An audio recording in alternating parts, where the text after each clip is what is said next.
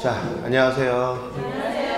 예, 오늘은 3주 동안에 7, 8월 달에 대해서 수업하는 거 잠깐 안내 말씀드리고 들어갈게요. 알겠죠? 먼저 오늘 그 1주, 2주, 3주 차에는 원래는 서브노트를 가지고서 쭉 이렇게 훑어줘야 되지만 서브노트 가지고서 3주 안에 이것을 끝내기는 너무 많은 양이에요. 그래서 제가 테마 50선을 가지고 정리를 해봤습니다. 그래서 테마 50선을 정리를 해서 오늘은 어디까지 나갈 거냐 하면요, 바로 그 부동산 총론서부터 해서 상권 분석, 시장 입지 공간론까지 들어갈 거예요. 이 양도 어마어마한 양입니다. 많은 분들이 그런 얘기를 하십니다. 차 안에서 운전하면서 이렇게 소리만 들으면서 좀 할 수 있었으면 좋겠다, 학개론도 그런 얘기를 많이 합니다. 아무래도 이제 출퇴근하시면서 소리를 이제 좀 계속 듣고 싶은 거죠. 그죠? 반복해서 학개론에 정말 중요한 것들을 계속 반복해서 좀 듣고 싶다 그래서 컨셉을 거기다 맞춰봤습니다. 그래서 7, 8월 달에는 제가 어떻게 수업을 할 거냐면 테마 50선을 반복적으로 머릿속에 좀 들어오셨으면 좋겠고 운전하면서 편안하게 들을 수 있도록 하고요. 그 다음에 50선이 딱 끝나게 되면 문제집 가지고 들어갑니다.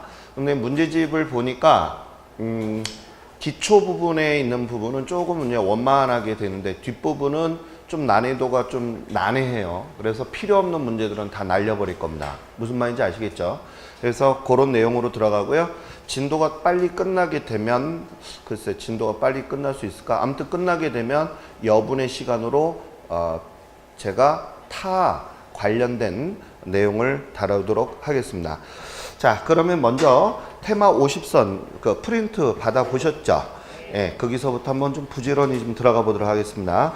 자, 먼저 테마 첫 번째요. 부동산의 이해편입니다. 거기 보시게 되면 첫 번째 문제가 이제 부동산 학에 대해서 물어보는 거예요. 그래서 개념이라든지 이런 것들은 이제 물어보거든요.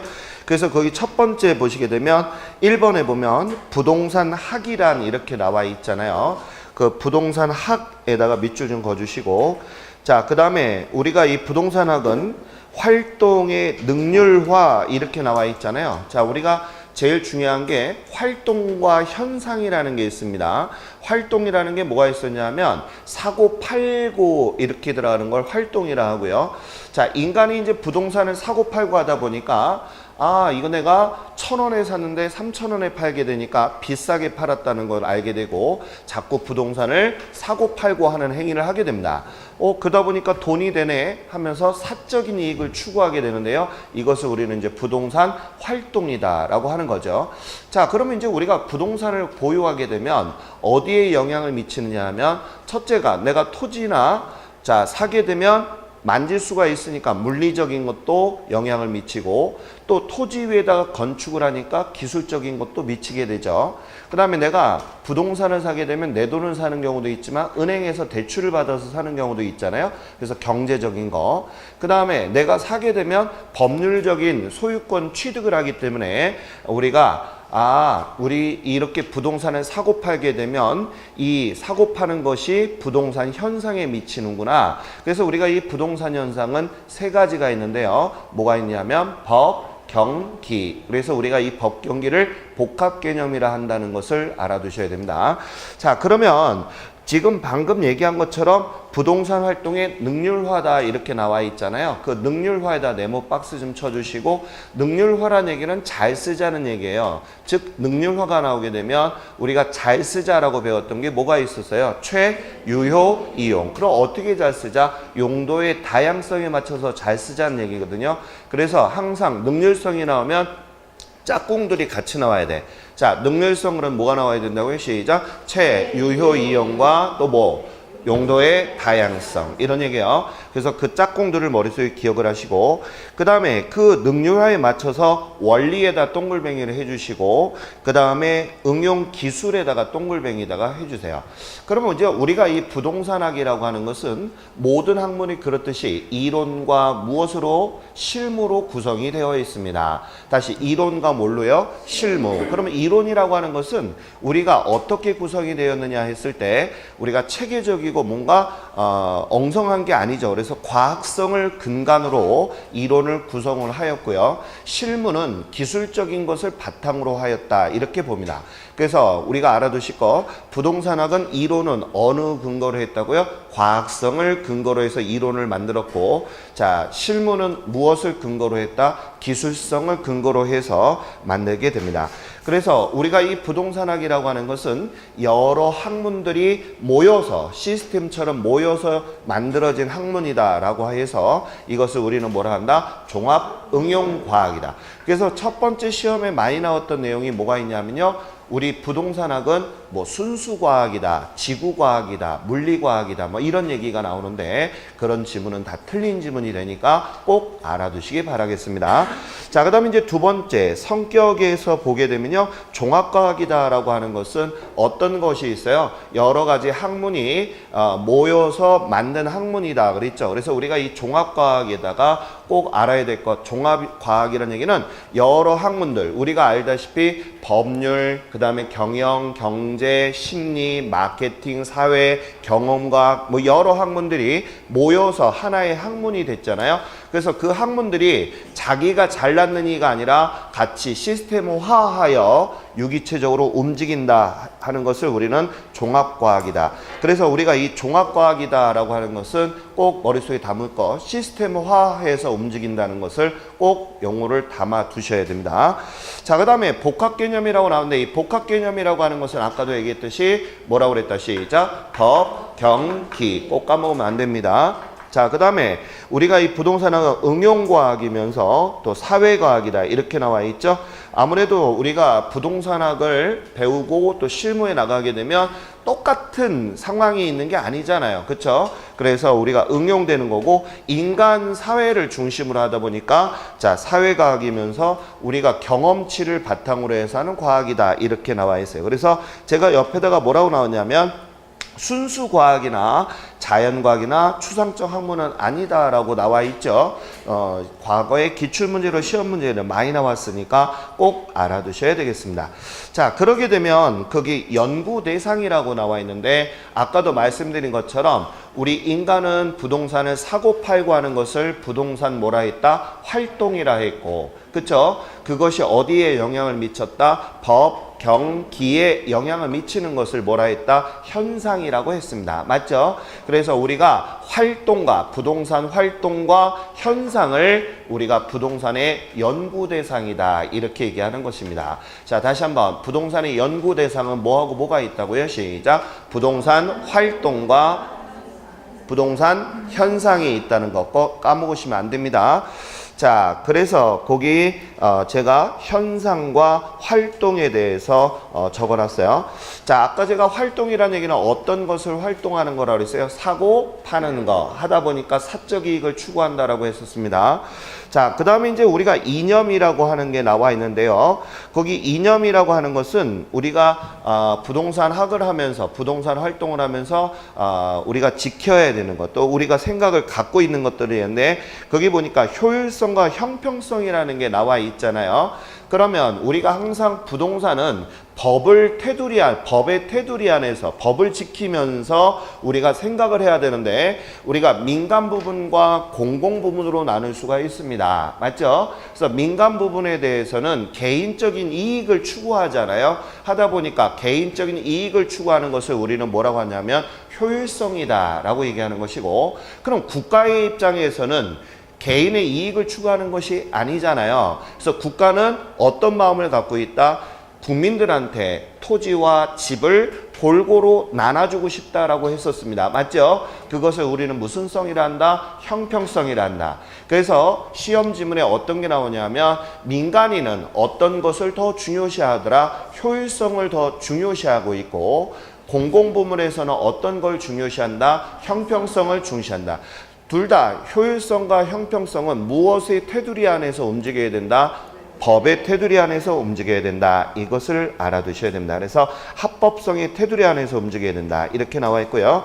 그 다음에 일반 원칙이 나와 있습니다. 자, 일반 원칙은 뭐냐면 꼭 지켜줘야 된다. 이런 얘기죠. 우리가 약속 같은 명제 개념이다. 이렇게 보시면 되는데요. 거기 보니까 첫 번째가 능률성이라고 나와 있죠. 그러면 아까도 제가 서두에 능률성이라고 했는데요. 능률성은 꼭 나와야 되는 친구가 누구 나와야 돼? 시작. 최유효 이용과 용도의 다양성 까먹지 마세요. 자, 그 다음에 안정성의 원칙이다라고 나와 있는데요. 안정성이라고 하는 것은 얘는 항상 머리에 사고가 많은 거야. 생각이 많은 애야. 그래서 항상 머리에 어떤 사고를 갖고 있냐면 법, 경, 기를 머리에 담고 있는 애다. 이것을 꼭 기억하셔야 돼요. 다시 안정성이라는 생각이 많은 애야. 어떤 사고를 갖고 있다고? 시작. 법, 경, 기. 그것을 항상 고려하는 애다라는 것을 꼭 기억하셔야 됩니다. 자, 그 다음에 경제성의 원칙이다라고 하는 것은 어떤 걸 배웠느냐면 우리가 사업을 할 때는 최소 비용으로 최대 효과를 내야 되는 거 맞죠? 그것을 우리는 뭐라고 한다? 경제성의 원칙이다 라고 하는 것이고요. 그 다음에 공정성의 원칙은 아까도 말씀드린 것처럼 합법적인 하에 공정한 거래가 이루어져야 된다. 이게 바로 공정성의 원칙이다라는 점. 그래서 우리가 일반 원칙이라고 나왔는데 나중에 제가 문제를 풀면 알겠지만 자, 일반 원칙이 있고 또 특별 원칙이라는 게 있어요. 자, 그 중에 이제 우리가 하나 예를 한번 보도록 하겠습니다. 환경 같은 경우에 예를 한번 들어보자고요. 시험에 이렇게 나왔어요. 환경은 개발하는 게 좋아요? 보존하는 게 좋아요? 보존하는 게 좋아요. 근데 막 개발을 중시한다 그러면 틀리는 지문이다. 이렇게 알아두시고.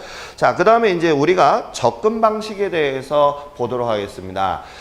일반 원칙과 이 접근 방식은 과거에 시험 문제가 좀 나왔는데 최근 들어서 안 나왔기 때문에 이 내용을 좀 보실 필요가 있다라고 사료가 됩니다. 알겠죠? 그러면 우리가 부동산학을 만들면서 어떻게 접근을 했니? 이거예요. 그럼 우리가 부동산학은 종합식으로 접근하여 우리 조기 정착을 했던 게 종합식이라는 것을 꼭 기억하셔야 돼요. 다시 우리나라의 부동산학을 조기 정착한 것은 어떤 방식이다? 시작. 종합식 접근 방법이다. 이것을 꼭 기억을 하시고요. 첫 번째서부터 보겠습니다. 자, 아까 제가 종합식의 접근 방법에는 여러 가지 학문들이 들어가 있다. 그래서 제가 부동산학을 처음에 시작할 때 부동산학은 잡학이다 이런 얘기를 했었어요.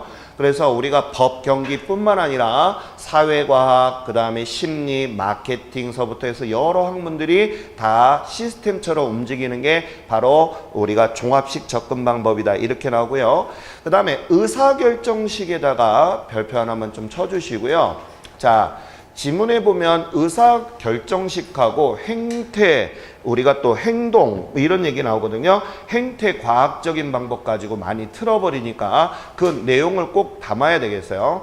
자, 의사결정은 누가 하는 겁니까? 국가가 하는 거예요? 개인이 하는 거예요? 개인이 하죠. 그러면 여기 잠깐만 보시면 머릿속에다가 외우려고 하지 말고 생각을 해요. 개인이 하다 보면 개인은 사적 이익을 추구한다, 형평성을 추구한다, 사적 이익. 그러다 보니까 의사결정식은 개인이 결정을 하는 건데 무슨 이익을 추구한다고요? 사적 이익. 그래서 자기 이윤을 극대화하는 방식이 바로 의사결정식이다라는 것을 머릿속에 담으시기 바랍니다. 다시 한번요. 의사결정식은 누가 하는 거래요? 개인. 개인이 이익을 추구한다고 그랬죠? 그래서 자기 이윤을 극대화하는 방식이고요.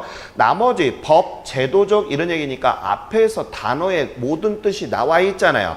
법에 관련된 거니까 어렵지 않죠. 그래서 법률적인 것이다. 권리나 제도 측면이다. 이런 얘기고요. 그 다음에 뭐 현상학적이다 라고 하게 되면 지금 돌아가는 법, 경기에 관련된 내용을 얘기하는 것이고요. 행태과학적이다 이런 말 나와 있죠. 그러면 앞에 이 행자라고 하는 것은 행동개시의 이런 얘기거든요. 그러면 행동개시하다는 얘기는 움직인다는 얘기잖아. 누가 움직이는 거지? 인간이 움직이는 거 맞죠? 그래서 인간의 행동을 갖다가 중심으로 하였다라고 해서 우리가 뭐라고 한다? 시작. 행태과학적이다. 그런데 왜 이 방법이 채택이 안 됐냐? 부동산학은 인간을 대상으로 하는 게 아니라 인간이 주체이긴 하나 부동산학에서는 대인과 대물활동을 동시에 하기 때문에 인간의 행동만 가지고서는 부동산학이라고 정의할 수가 없다라고 봤기 때문에 행태과학적 방법이 채택이 되지 않았다는 점을 꼭 기억하셔야 되겠습니다. 무슨 얘기인지 아시겠죠? 자, 그러면 아까 제가 의사결정 접근 방법은 뭐야? 자기 이윤을 극대화한다고 그랬죠? 그럼 부동산학에서 자기 이윤을 극대화하면 안 되잖아. 왜? 우리가 부동산학은 어떤 재화라고 하냐면 사회성이나 공공성이 많은 재화라고 했던 거 기억하시죠? 그래서 너무 이익에 치우치다 보면 학문 자체가 틀어져 버리기 때문에 우리가 부동산학은 종합식 접근 방법에서 하였다는 점을 꼭 기억하시고요. 자, 그 다음에 이제 테마 두 번째로 넘어갑니다. 자, 테마 두 번째에서는 우리가 이 복합 개념이라는 게 나오는데요. 자, 여기 잠깐 머릿속에다 틀 좀 담아보자고요. 자, 우리가 이 부동산이라고 하는 것은 처음에 뭐하고 무엇을 부동산이라 하였다. 시작. 토지와 건물이다. 그러면 이 토지와 건물에 대한 것을 우리는 이제 부동산이라고 했는데요. 이 부동산을 분류를 할 때에 자, 먼저 이 부동산 안에는 여러 가지 개념이 들어가 있는데 이것을 무슨 개념이라고 그랬다? 복합 개념. 아까 그럼 제가 이 복합 개념이라고 하는 것은 대표적인 게 누가 들어갔다. 시작. 법, 경, 기. 이렇게 들어갔다는 게 머릿속에 들어가야 됩니다. 자, 그러면 이제 부동산학자들은 이 부동산을 갖다가 크게 두 가지로 나누게 되는데요. 자, 손에 만질 수가 있다. 이것을 우리는 물리적이다 이렇게 얘기를 하는 거예요. 만질 수도 있고 볼 수도 있고 자 토지와 건물은 만질 수도 있고 볼 수도 있죠. 그럼 토지는 우리가 만질 수 있잖아요. 그죠? 그럼 토지 위에 건물을 지으려면 건축 기술이라는 게 필요하잖아요. 그래서 우리가 물리적 또는 이것을 뭐라고 분류했다? 기술적이다 이렇게 얘기를 하는데요. 잠시만요. 자, 이런 것을 우리는 유형이다 라고 얘기를 해요. 그래서 우리가 유형적인 측면에는 뭐하고 뭐가 있다. 시작. 물리적인 거와 뭐가 있다? 기술적으로 분류를 하고 있고 그 다음에 우리가 만질 수는 없지만 느낄 수가 있는 것을 우리는 뭐라고 얘기한다? 무형이다 이렇게 나눌 수가 있습니다. 자, 그러면 우리가 이 무형의 대표적인 게 뭐가 있냐면 경제적인 측면하고 법률적인 측면이 있다라는 것을 머릿속에 노트 정리가 되셔야 됩니다. 자, 그러면 우리가 이 세 가지에 대해서 유형과 무형을 복합 개념으로 나눴는데요. 자, 물리적, 기술적 측면에는 어떤 것이 있느냐 하면 제가 크게 공위, 환자 이렇게 네 가지가 있다라고 했어요. 그래서 우리가 이 틀이 머릿속에 들어가고 그 다음에 살을 붙이셔야 됩니다. 자, 먼저 공이라고 하는 것은 무엇을 얘기한다? 공간을 얘기하는 것이고 위라고 하는 것은 뭐라고 그랬다? 위치. 그 다음에 환이라고 하는 것은 환경. 그 다음에 자라고 하는 것은 자연. 그래서 제가 이거를 위에 빵꾸난 환자다라고 했던 거 기억나시죠? 자, 그러면 우리가 이 공간서부터 좀 이따 제가 살을 붙여서 설명을 들어갈게요. 알겠죠?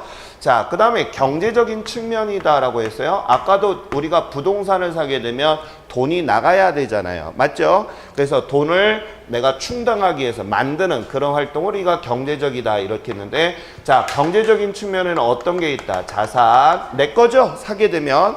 그 다음에 내가 돈 주고 사야 되니까 자본, 그 다음에 자산, 자본, 그 다음에 뭐가 나와 있어요? 생산 요소라는 게 있고요. 그 다음에 소비재이면서 뭐라고 한다? 상품, 우리가 판매할 수 있는 것을 뭐라 한다고요? 상품이다 라고 얘기를 했어요. 자, 이게 바로 경제적인 측면이다라고 했었고요. 그 다음에 법률적인 측면. 자, 우리가 부동산을 보유하게 되면 내 거라고 하는 것을 취득하게 됐다는 것을 해서 소유권 이전 행위를 하죠. 그죠? 그래서 우리가 이 법률적인 측면에서 접근했는데 자, 우리가 여기에서는 협의적인 측면과 뭐가 있다? 광의적인 측면이 있는데 자, 이 법률적으로 부동산을 구분했다라고 해서 이것을 우리는 협의를 민법상의 부동산이다 이렇게 얘기도 합니다. 다시 뭐라고 얘기한다고요? 민법상의 부동산으로 분류하였다라는 얘기예요. 그래서 민법상의 부동산은 뭐라고 했냐면 자, 99조 1항에 보면 토지와 뭐라고 그랬다? 그 정착물 이렇게 얘기했어요. 그래서 제가 초창기 때 토지와 그 정착물이라고 했던 거 기억나시죠? 그 외에는 동산이다. 이게 바로 2항에 나왔던 내용이에요. 자, 그 다음에 우리가 광이라고 하는 것은 무슨 얘기냐? 넓게 본다는 얘기잖아요. 그래서 협의에다가 자, 뭐를 더한 것이다? 준, 부동산으로 보겠다. 이런 뜻이 되겠습니다. 그러면 여기 하나 보겠습니다. 이 준부동산은 전에 부동산이었다, 아니었다? 아니었는데 부동산으로 인정하겠다. 이런 뜻입니다. 알겠어요?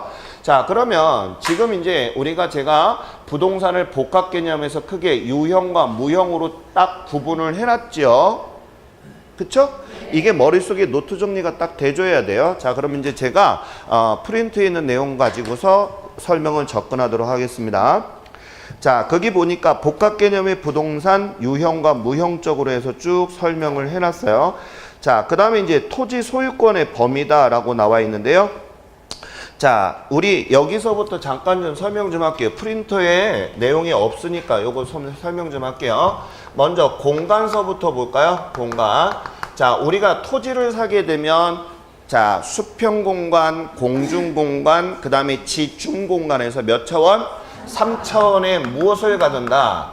자, 3차원이라는 얘기는 우리가 입체적인 것을 얘기하는 거예요. 그래서 3차원에 무슨 공간을 갖는다? 입체 공간을 갖는다. 이런 뜻입니다. 그래서 시험 문제에 만약에 3차원, 그래서 공중, 수평, 지중에 3차원의 수평적 공간을 갖는다 그러면 틀리는 지문이야. 알겠어요? 항상 무슨 공간을 가져야 돼? 입체 공간을 가져야 된다.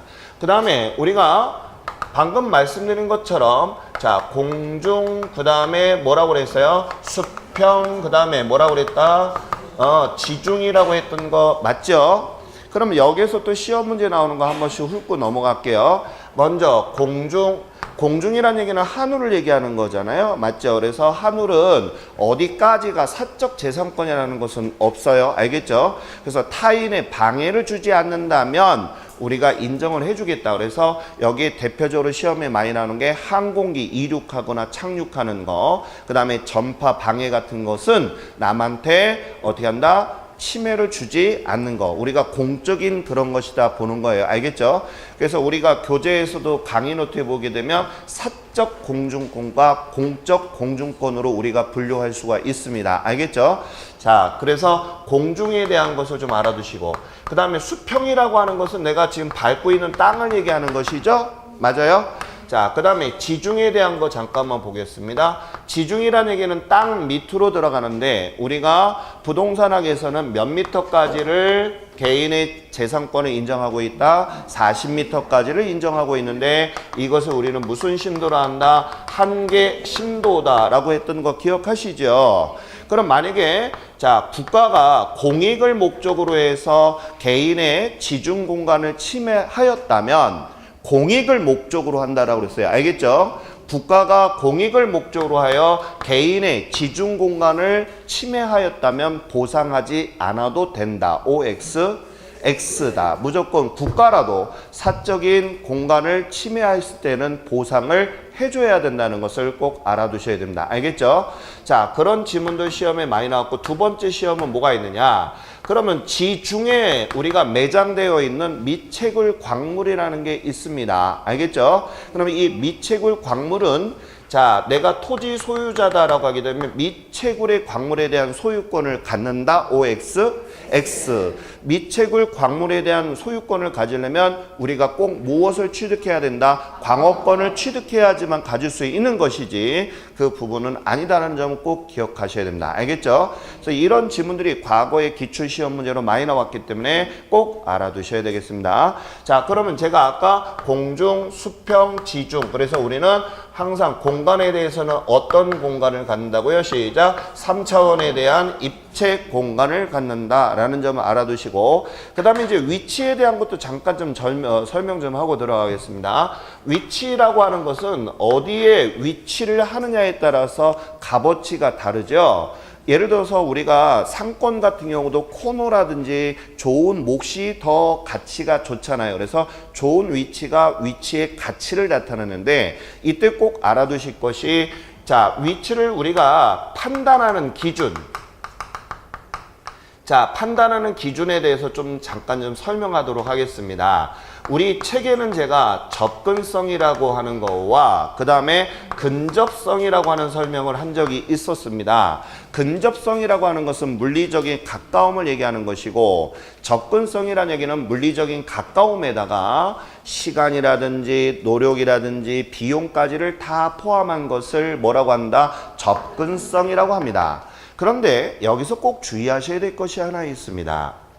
뭐가 있느냐 하면 우리가 이 위치에서 판단하는 기준은 접근성이나 근접성이 아니에요. 바로 뭐냐? 용도다. 어디에 쓰느냐에 따라서 접근성과 근접성이 달라지기 때문에 만약에 혹 시험 문제에서 위치에서 알겠습니까? 위치에서 근접성이나 접근성을 판단 기준으로 한다 그러면 틀리는 말이야. 알겠어요? 어떤 용도로 쓰느냐에 따라서 달라진다는 것을 꼭 기억하셔야 됩니다. 알겠죠? 그래서 우리가 용도 꼭 기억을 부탁을 드립니다. 자, 그 다음에 아까 제가 환경은 보존해야 돼, 개발해야 돼, 보존해야 돼. 자연도 마찬가지. 알겠죠? 그래서 우리가 유형에서는 공의 환자다 이렇게 나와 있고요. 그 다음에 우리가 경제적인 측면에서는 자산, 자본, 생산 요소, 소비재, 상품이다 이렇게 해놨죠. 그럼 먼저 우리 잠깐 좀 보자고요. 자, 내가 예를 들어서 토지를 구입을 했다라고 한번 예를 들어 보겠습니다. 자, 토지는요. 토지를 샀다. 누구 거? 내 거. 맞아요? 그럼 내 거를 우리는 뭐라고 얘기냐면 자산이다 라고 얘기를 하는 것입니다. 다시 내 거를 뭐라 한다? 자산. 그럼 내 토지니까 내가 마음대로 사용할 수 있다 없다? 있다. 또 팔 수도 있죠? 처분할 수도 있고요. 그 다음에 남한테 임대도 내줄 수 있다? 있다. 그래서 수익을 추구할 수가 있는 그런 성질을 갖고 있는 게 바로 자산이다. 이런 점을 알아두시기 바랍니다. 알겠죠? 자, 다시 내 거니까 사용하고 처분하고 수익할 수 있다. 그러면 자본은 뭡니까? 근데 자본이라고 하는 것은 제가 토지를 사려면 돈을 지출해야 되잖아요. 맞죠? 그래서 내 지출한 돈을 자본이라 하고 그 다음에 생산 요소는 뭐다? 작물 생산할 수도 있고 또 건물도 지을 수도 있는 거죠. 그런 것을 우리가 생산 요소고 소비재라고 하는 것은 내가 땅, 토지를 이용하는 거죠. 자, 그 다음에 토지는 하나에 판매할 수 있는 것이다. 그래서 상품이다 라고 했었습니다. 그래서 꼭 알아두실 것이 과거의 기출문제는 경제적인 측면에서는 자산, 자본, 공간, 위치, 생산 요소를 경제적 측면을 한다 그러면 틀리는 얘기야. 알겠죠? 그래서 꼭 머릿속에 담아주시고. 자, 그 다음에 이제 법률적인 측면에서는 아까도 제가 말씀드린 것처럼 협의와 뭘로 나눈다 그랬죠? 광의로 나눈다 했었습니다. 맞죠? 그래서 협의라고 하는 것은 어떤 부동산을 얘기한다고요? 민법상의 부동산이다 라고 했었습니다. 그래서 민법상의 부동산은 토지와 뭐라고 그랬다? 시작. 그 정착물인데 여기서 알아두실 것이 토지는 우리가 어려운 게 없단 말입니다. 그러면 뭐가 나와 있다? 정착물에 대해서 우리가 좀 잠깐 짚고 넘어가도록 하겠습니다. 이 정착물도 시험에 나올 때가 됐거든요. 자, 그럼 우리가 정착물 첫 번째가 분류되는 게 제거 여부에 따라서 우리가 분류할 수가 있는데 자, 이때 쉽게 제거가 된다. 그 다음에 자, 제거가 되는 데 있어서 자, 효용 가치가 떨어진다. 감소된다. 이렇게 우리가 두 가지로 분류할 수 있는데요. 제거, 쉽게 제거가 된다라고 하게 되면 우리는 뭐라고 본다? 동산이라고 보는 것이고, 알겠죠? 그 다음에 쉽게 제거가 되지 않고 또 제거가 됐다 하더라도 그 값어치가 떨어지는 경우에는 우리가 뭐라고 본다? 부동산으로 보겠다. 이거 점을 알아두셔야 됩니다. 알겠죠? 그럼 하나 제가 물어보겠습니다. 정착물이라고 하는 자체는 알겠습니까? 부동산이에요? 동산이에요? 정착물이라는 원 뜻이 무슨 뜻입니까? 동산입니까? 부동산입니까? 부동산이에요. 정착이라는 얘기는 고정됐다는 뜻입니다. 알겠어요? 그래서 원 뜻은 부동산이에요. 그러면 제가 설명 하나 들어가 보겠습니다. 자, 제가 지금 세탁기가 있어요. 세탁기 자체는 뭡니까? 동산이에요. 근데 제가 임대 사업을 하면서 자, 임대 사업장에다가 세팅을 하는 순간 뭐가 되는 거야? 이거는 부동산이 되는 것입니다. 알겠죠? 그러면 이 자체가 정착물이라고 보는 것입니다. 알겠죠? 그러면 자, 질문. 우리 이 쉽게 제거가 되냐 안 되냐 이렇게 들어갔는데 예외적인 게 있죠. 자, 예외적인 게 뭐가 있냐면 만약에 임차인이 설치를 하는 경우, 자, 임차인이 설치하는 경우에는 새 들어가는 놈이 하는 거죠. 그러면 그 자체는 정착물이라 볼 수가 없어요. 나중에 떼어가더라도 할 말이 없는 거야. 이거는 동산이야. 알겠습니까? 자, 그 다음에 우리가 제거 여부에 대해서 나왔고요. 그 다음에 이 정착물의 분류를 할 때 있어서 두 가지가 있었는데 뭐가 있었냐 하면 자, 종속 정착물이라고 하는 말과 그 다음에 독립 정착물이라고 하는 점에 대해서 좀 알아두셔야 됩니다. 그럼 먼저 여기 잠깐만 보시면 종속이라고 하는 것은 무슨 얘기냐 하면 종속이라는 얘기는 그게 안에 딸려있다, 들어간다, 이게 종속이에요. 그러면 이 종속이라는 얘기는 뭘로 분류한다? 토지로 분류하라, 이런 뜻입니다. 그래서 우리가 보통 어떤 게 있냐면 교량이라든지 다리 뭐 이런 거 있죠. 축대 뭐 이런 거, 축대가 아니라 예를 들어서 교량 다리, 울타리, 또 담 뭐 이런 것들 있잖아요. 이런 것들은 우리가 교량이라고 등기를 내는 게 아니라 전부 다 어디에 합산하여 등기한다? 토지, 이렇게 토지에 포함하여 등기한다. 그래서 이것을 우리는 뭐라고 한다? 시작! 종속 정착물이라고 하는 것입니다. 그러면 여기에서 우리가 알아둘 게 뭐가 있냐 하면 독립 정착물이라고 하는 것은 누구와 독립을 했다는 얘기입니까? 그렇죠. 그 개념을 아셔야 됩니다. 토지와 독립했다라고 하는 거예요. 그러면 토지와 독립한 것은 누가 있을까요? 건물이 있습니다. 그럼 건물만 있을까? 아니더라. 건물 외에도 우리가 뭐가 있냐면요. 명인 방법에 의한 것이 있었는데 명인 방법은 무엇이냐 하면 편말을 세워서 수영이 꺼 하고 땅 박아놓는 것을 우리는 뭐라고 한다? 시작! 명인 방법이죠. 즉 명인 방법은 편말을 세우는 것을 얘기하는 것입니다. 그래서 명인 방법에 의한 뭐 이런 얘기 나오죠. 수목이라든지 뭐 이런 것들은 우리가 뭐라고 한다? 시작! 독립 정착물이다. 그럼 여기서 하나만 더 여쭤보겠습니다. 자, 시험에 이런 게 나와 있다. 다년생 식물이라고 하는 거와 그 다음에 경작 수확물에 대한 것을 잠깐 좀 짚고 넘어가도록 하자고요. 다년생이라고 하는 것은 어떤 것을 다년생이라고 하지? 여러 해를 보내는 거죠. 그래서 우리가 알고 있는 인삼, 더덕, 도라지 이런 것 등이에요. 그러면 얘는 다년생은 정착물이야, 동산이야, 부동산이야? 동산이야, 부동산이야, 얘는? 부동산이야. 즉 정착물이라고 해. 무슨 말인지 이해가 갔어요? 그러면 경작 수확물이라고 하는 것은 뭐냐 하면 얘는 1년 안에 1년생짜리야. 어떤 게 있냐면 쌀, 보리, 감자, 양파 이런 거야. 그러면 얘네들은 뭐야? 동산이야, 동산. 그러면 여기에서 우리 선생님들이 시험 문제 가지고 장난칠 수도 있어서 혹여나 내가 얘기를 하는 거예요. 자, 물어보겠습니다. 이런 정착물은 우리가 매수자와 매도자의 매매계약 시, 자, 매매계약 시 혹시 몰라서 얘기하는 겁니다. 알겠죠? 매매계약 시, 자, 넘어가게 된다면 매도자가 매수자에게 넘어가게 된다면 다년생 식물은 누구 것이 되는 겁니까? 소유권이 누구로 넘어와? 자, 누구야 이거? 다년생 신분은 전부 다 매수자로 넘어가는 겁니다. 알겠어요 이거? 하지만 이 경작 수확물이라고 하는 것은 별도의 말이 없더라도 누구 것이 된다? 매도자 것이 된다는 점을 꼭 기억하셔야 됩니다. 알겠어요? 그래서 이 두 가지 꼭 기억을 하시기 바랍니다.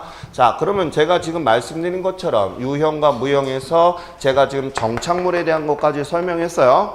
그럼 이제 광의적인 것은 우리가 여기에서 뭐가 있었냐면 준부동산이라고 나와 있는데 준부동산은 어떤 것이 있느냐 하면 광업재단, 공장재단, 그 다음에 뭐 선박이나 자동차나 항공기 이런 것 등을 우리는 뭐라고 한다? 준부동산이다. 질문.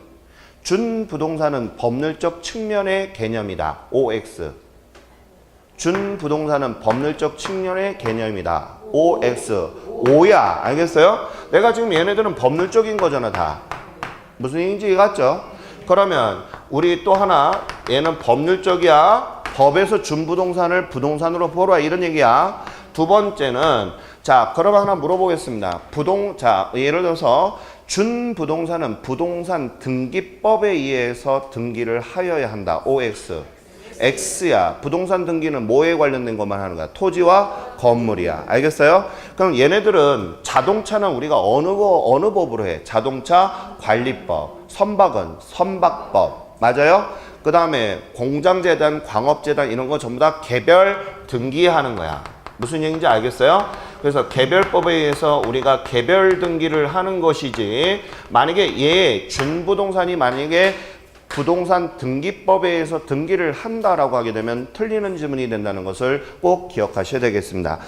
자, 그래서 그 내용 쭉 설명을 했어요. 그 다음에 토지 소유권의 범위, 아까도 말씀드린 것처럼 사용할 수 있고 수익할 수 있고 처분할 수 있다에다 밑줄을 그어주시고, 자산이기 때문에 그런 거 맞죠?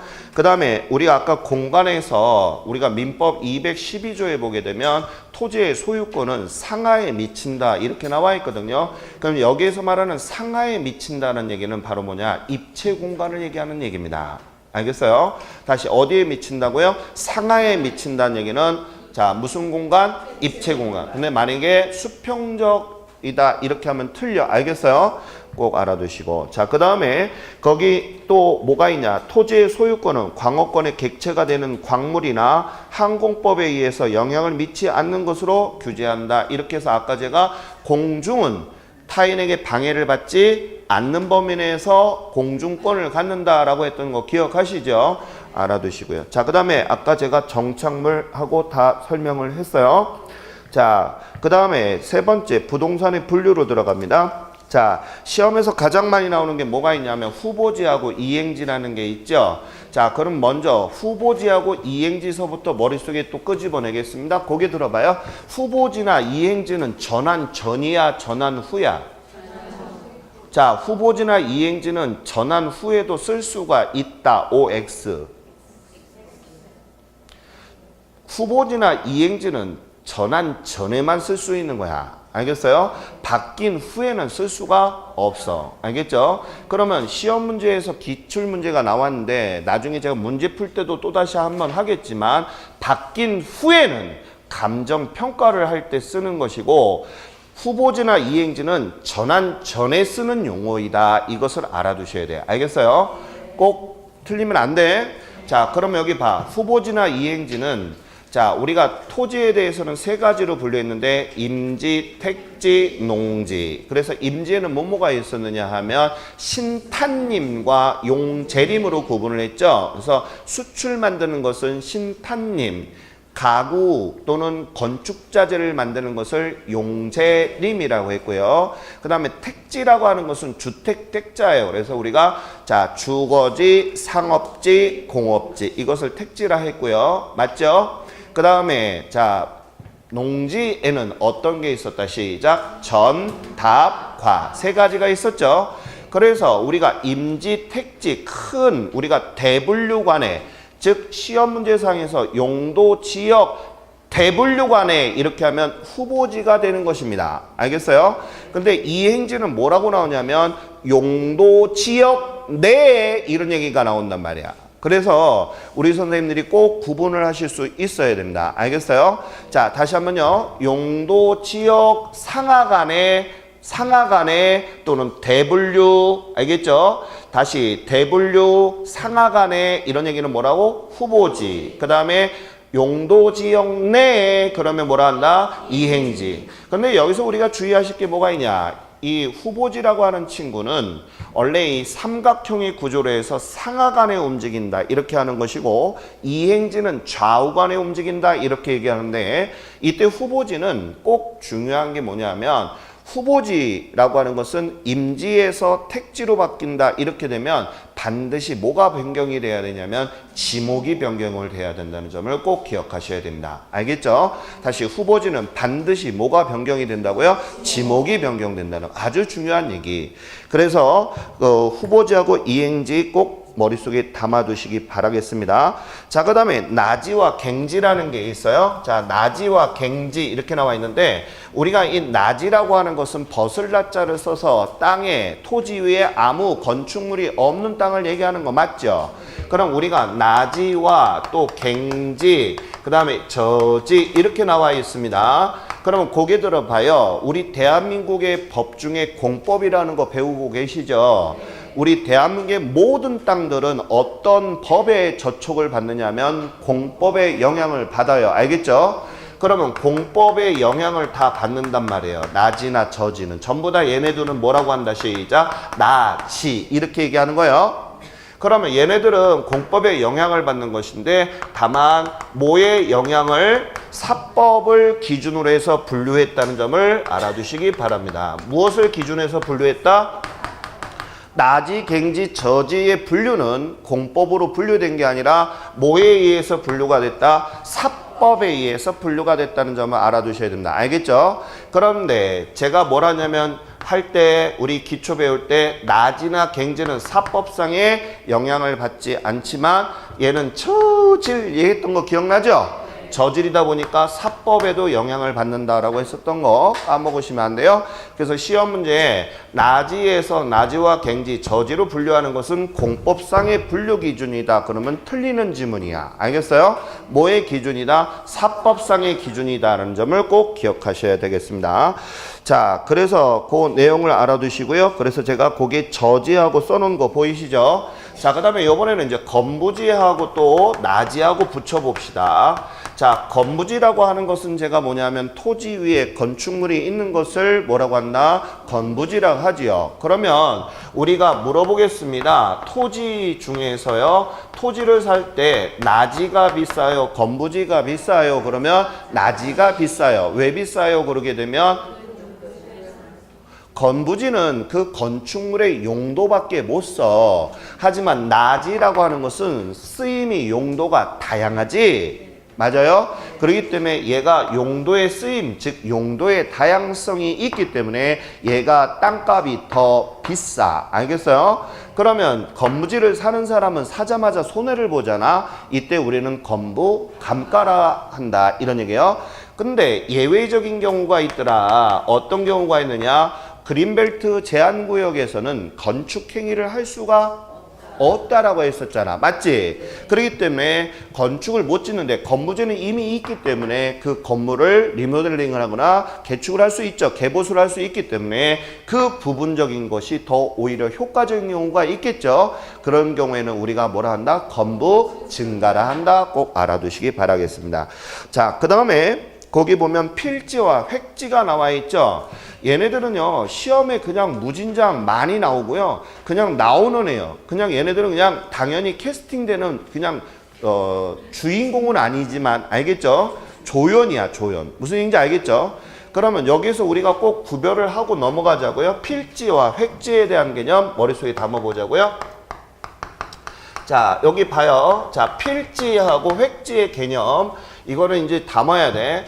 자, 필지라고 하는 것은 누가 만든 거냐 하면 국가가, 알겠습니까? 누가? 국가가 자, 우리 국토를 갖다가 관리하기 위해서 만든 게 바로 필지야.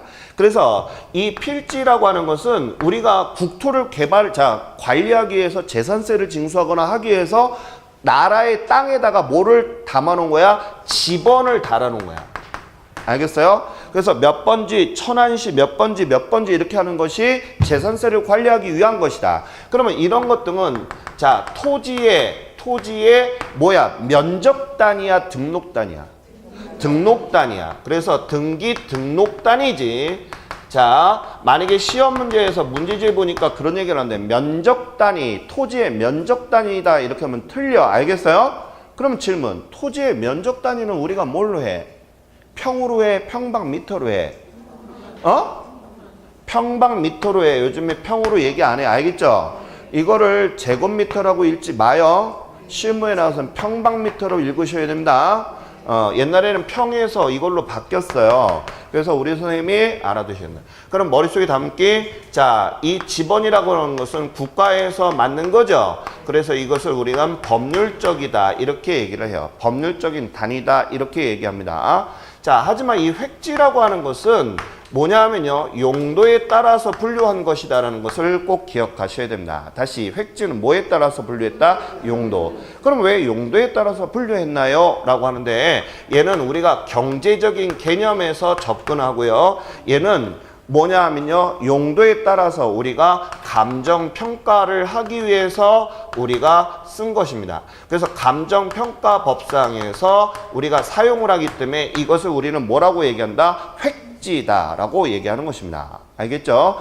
그래서 머릿속에 담을 것이, 필지는 국가의 입장에서 국가의 국토를 관리하기 위해서 법률적으로 무엇을 부여해 준 거다? 지번을 달아준 것이고, 토지에 뭐라고 그랬어요? 시작! 등기, 등록단원이다. 우리가 등기단이다, 등록단이다 이렇게 하죠. 그 다음에 획지는 뭐라고 그랬어요? 제가 용도에 따라서 감정평가를 한다고 그랬었죠. 무슨 측면이야? 경제적인 측면이야. 꼭 까먹으면 안 되겠습니다. 자, 그 다음에 우리가 공한지, 자, 공한지, 그 다음에 유휴지, 그 다음에 휴한지, 이거에 대해서도 정확히 모르시는 것 같아서 잠깐 설명 들어가겠습니다. 자, 그 다음에 휴한지, 이렇게 나오잖아요. 맞아요?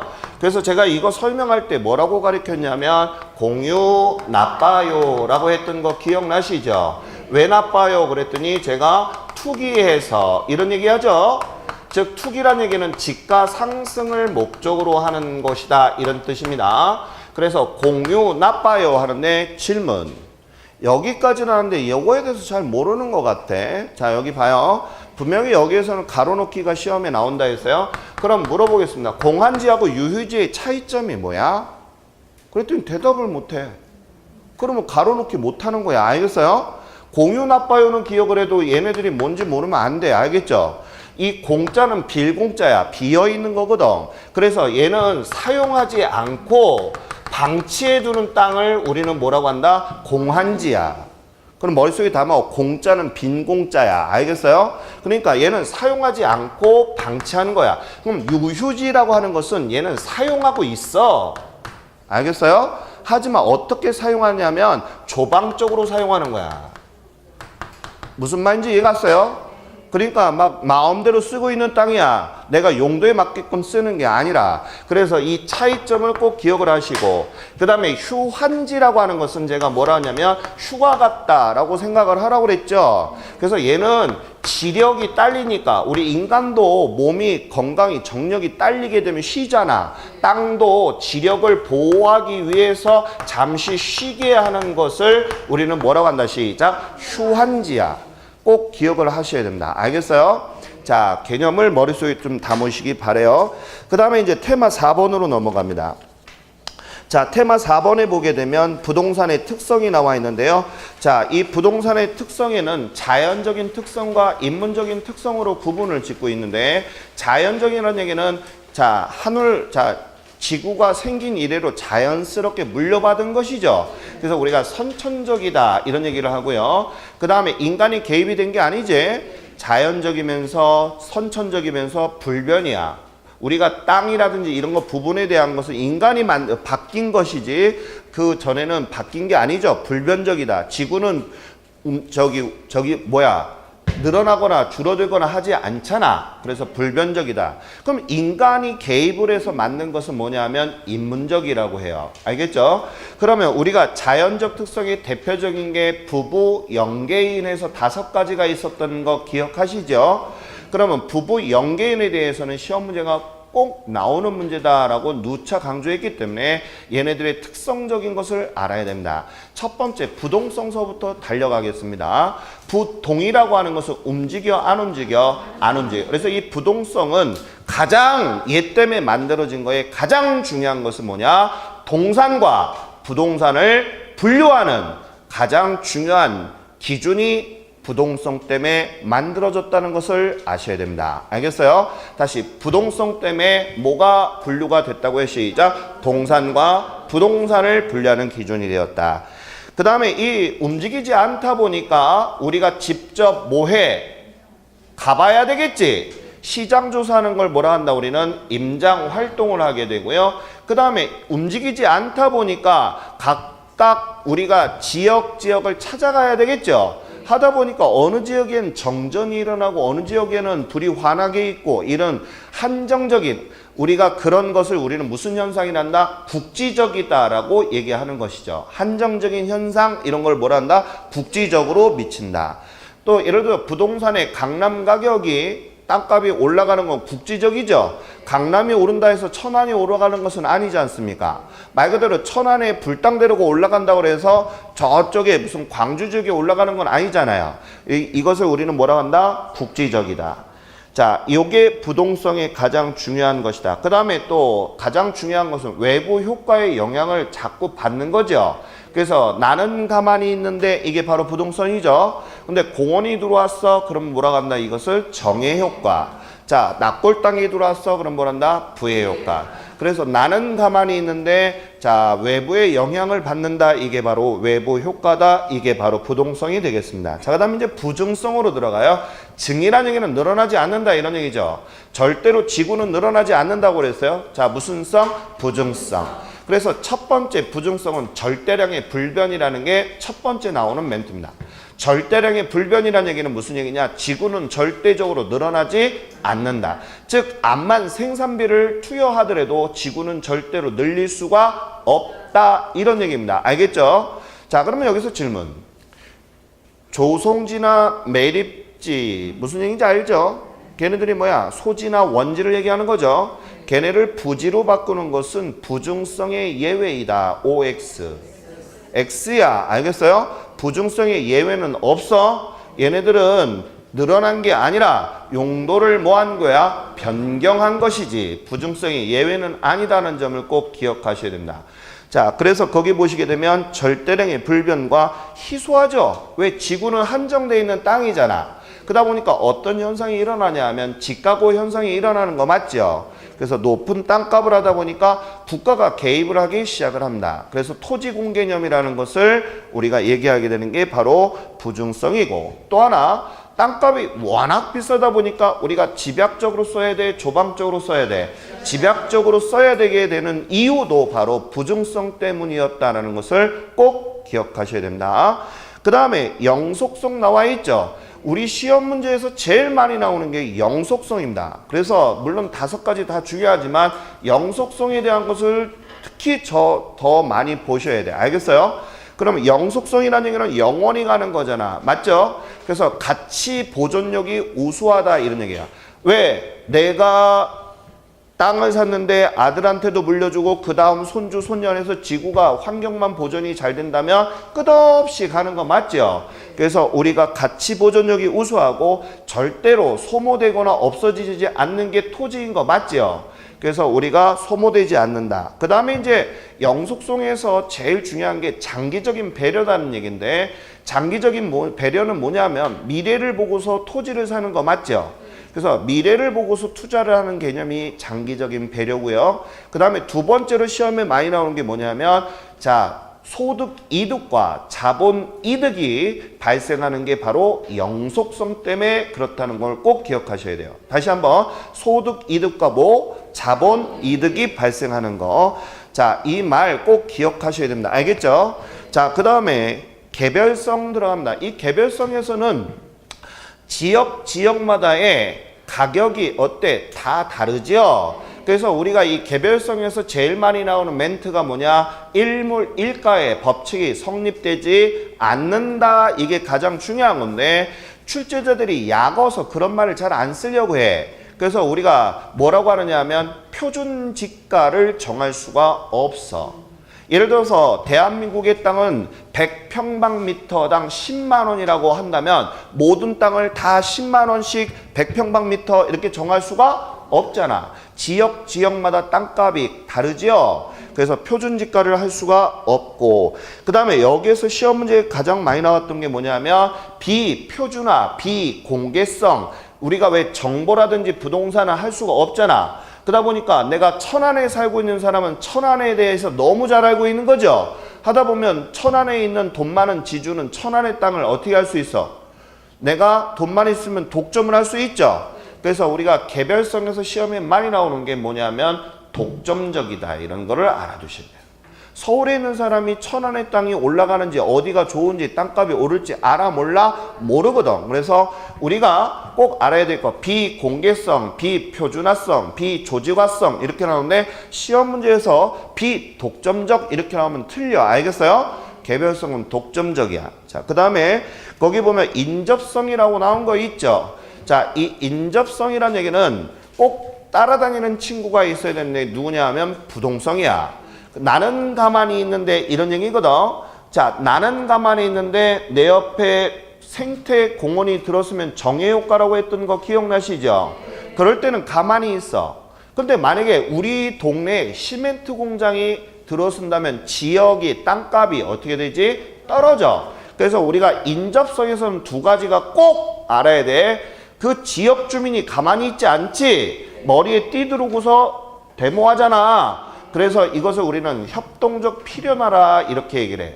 그래서 인접성에서의 가장 중요한 멘트는 협동적 필연화를 갖다 갖는다. 왜? 그 지역 주민이 자기 지역의 지가가 떨어지지 않게끔 하는 것을 우리는 뭐라 한다? 시작. 협동적 필연화다. 이렇게 알아두고요. 그 다음에 여기 잠깐만 보자고요. 두 번째 시험에 많이 나오는 게 뭐냐면 어느 지역은 개발이 됐는데 어느 지역은 개발이 안 됐잖아. 그러면 개발이 안 된 지역이 국가에다 뭐라 하면 왜 쟤네들만 공원 만들어주고 우리는 왜 안 만들어줘? 라고 따질 거 아니야. 맞지? 그럼 국가가 뭔가 대변을 해야 되기 때문에 앞으로 국가는 뭐라냐면 개발된 지역에 대해서 개발 이익을 환수한다. 왜? 형평성 때문에 라고 우리가 얘기를 하는 것입니다. 알겠죠? 그래서 개발 이익을 환수하는 근거가 되는 게 바로 뭐다? 인접성이야. 알겠어요? 그럼 인접성에서 두 가지 제가 얘기했죠? 협동적 필연화하고 개발 이익에 대한 환수 논리가 형성이 되는 게 바로 인접성이라는 것 꼭 기억하시기 바라겠습니다. 자, 그 다음에 우리가 인문적 특성이라고 하는 것은 누가 개입을 한 거다 그랬어요? 인간이, 이런 얘기죠. 그래서 이 인간이 개입된 것 중에서도 가장 중요한 게 바로 뭐냐? 용도의 다양성입니다. 그러면 용도의 다양성 나오면 이제 파트너들, 친구들 쪼르르 다 나와야 돼. 용도의 다양성 나오면 누가 나와야 돼? 최유효이형. 아까 우리 능률성이라고 배웠지? 그런 게 나온다. 그 다음에 병합과 분합이라는 게 나오는데요. 병합이라는 얘기는 합치는 거지. 그치? 그러면 합치게 되면 시너지 효과가 좋기 때문에 합치는 거잖아. 그러면 여기서 질문, 시험 지문에 이렇게 나왔어. 병합은 규모의 경제에서, 자, 규모의 경제를 증가시키는 거다, 감소시키는 거다. 병합은 합쳤잖아. 그러면 규모의 경제라는 얘기는 늘리는 것을 얘기하는 거거든. 그럼 병합은 합쳤어. 그치? 그러면 증가야 감소야? 증가시키는 행위이고. 알겠어요? 그럼 만약에 분할이라는 얘기는 규모의 경제에서 뭐 하는 거야? 감소시키는 것이라는 것을 기억하셔야 되겠습니다. 자, 그 다음에 아까 제가 위치의 가변성, 또 질문. 위치의 판단 기준은 접근성, 근접성이다. OX. X야. 알겠죠? 아까 위치는 뭐가 중요한 말이라고 했어? 용도 까먹지 마요. 알겠죠? 자, 그 다음에 위치의 가변성 이런 얘기까지 했어요. 잠깐 쉬었다가 들어가겠습니다.